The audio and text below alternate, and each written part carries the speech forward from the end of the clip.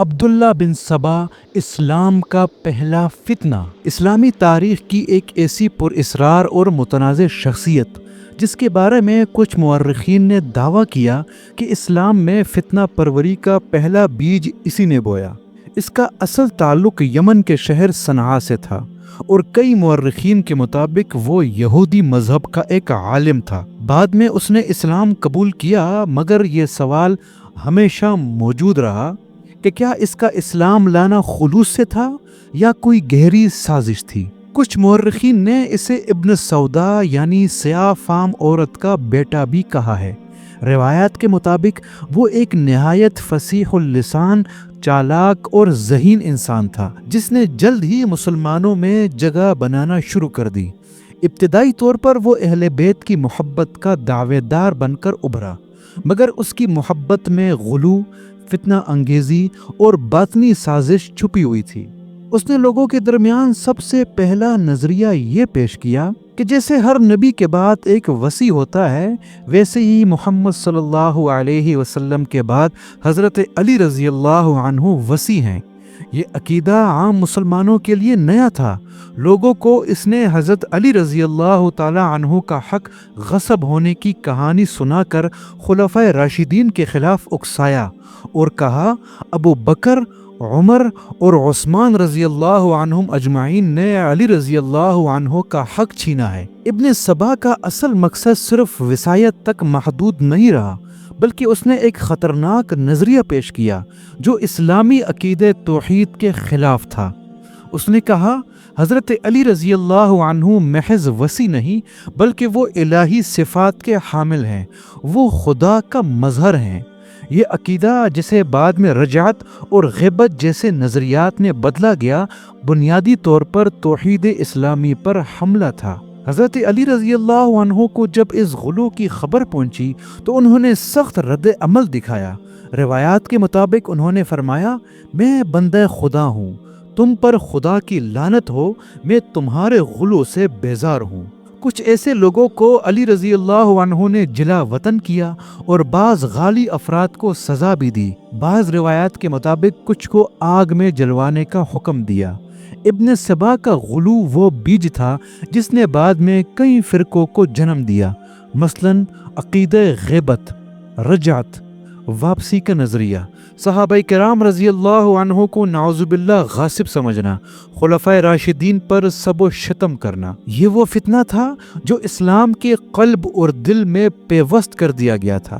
حضرت عثمان رضی اللہ عنہ کا دور خلافت ابتدا میں پرامن اور فتوحات سے بھرپور تھا، مگر آخر میں بعض لوگوں نے فتنہ انگیزی شروع کر دی۔ اسی وقت عبداللہ بن سبا نے اپنی سب سے بڑی چال چلی۔ اس نے اپنے پیروکاروں کو مصر، کوفہ، بصرہ جیسے شہروں میں بھیجا۔ ان کا کام تھا عوام میں خلفائے ثلاثہ کے خلاف نفرت پھیلانا، عثمان رضی اللہ عنہ پر اقربائے پروری کا الزام لگانا، بیت المال میں ناانصافی کی افواہیں پھیلانا، بدعتوں کا الزام لگانا۔ ابن سبا اور اس کے ایجنٹوں نے جھوٹے خطوط اور سازشی مواد بھی تیار کیے۔ مدینہ کے حالات کو خراب کر کے پیش کیا گیا، یہاں تک کہ عوامی جذبات بھڑک اٹھے۔ آخرکار مختلف شہروں سے باغی گروہ مدینہ آئے اور عثمان رضی اللہ عنہ کے گھر کا محاصرہ کیا۔ یہ محاصرہ 40 دن تک رہا۔ علی رضی اللہ عنہ، حسن رضی اللہ عنہ اور دیگر صحابہ کرام رضی اللہ عنہم اجمعین نے صلح کی بھرپور کوششیں کی، مگر ابن سبا کے لوگ طے کر چکے تھے کہ قتل ہی ان کا اصل مقصد ہے۔ بالآخر ذوالحجہ 35 ہجری میں عثمان رضی اللہ عنہ کو قرآن کی تلاوت کرتے ہوئے شہید کر دیا گیا۔ یہ اسلام کا پہلا داخلی قتل تھا اور اس کے پیچھے وہی فتنہ تھا، یعنی ابن سبا کا۔ علی رضی اللہ عنہ خلیفہ منتخب ہوئے، مگر یہ خلافت پرامن نہیں تھی۔ امت بکھر چکی تھی، فتنہ سر اٹھا چکا تھا اور سبائی گروہ ہر طرف موجود تھے۔ ابن سبا جو بظاہر علی رضی اللہ عنہ کا عاشق تھا، ان کی خلافت کے بعد بھی باز نہ آیا۔ اس نے کھل کے اعلان کیا کہ علی رضی اللہ عنہ میں ربانی صفات ہیں، وہ خدا کے مظہر ہیں۔ یہ علی رضی اللہ عنہ کے لیے ناقابل برداشت تھا۔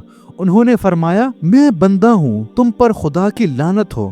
علی رضی اللہ عنہ نے عدالتی کارروائی کے بعد ابن سبا اور اس کے پیروکاروں پر سخت کارروائی کی، کچھ کو قتل کروایا، کچھ کو شہر بدر کروا دیا، لیکن ابن سبا کے پیروکار پھر بھی باز نہ آئے۔ ان کے نظریات، جسے بعد میں رجعت، غیبت اور محدودیت کے عنوان سے مذہب کا رنگ دے دیا گیا۔ عبداللہ بن سبا کے بعد اس کی فکر نے کئی فرقوں کو جنم دیا، ان میں شامل ہیں سبیہ، براہ راست ابن سبا سے منسوب، علی رضی اللہ عنہ کو الہی مظہر کہتے تھے، علی رضی اللہ عنہ کی موت کا انکار بھی کرتے تھے، مغیریہ، اماموں کو ماورائے فطرت مانتے تھے، علی رضی اللہ عنہ اور ائمہ کو الوہیت کے مقام پر لے گئے، کیسائیہ، حضرت محمد بن حنفیہ کو مہدی مانتے تھے، ان کی غیبت پر ایمان رکھتے تھے، باطنیہ و اسماعیلیہ بعد کے ادوار میں سامنے آئے، تاویلات، باطن پرستی اور غیبت کا نظریہ رکھتے تھے۔ اہل سنت کے تمام مکاتب فکر نے ابن سبا کو گمراہ،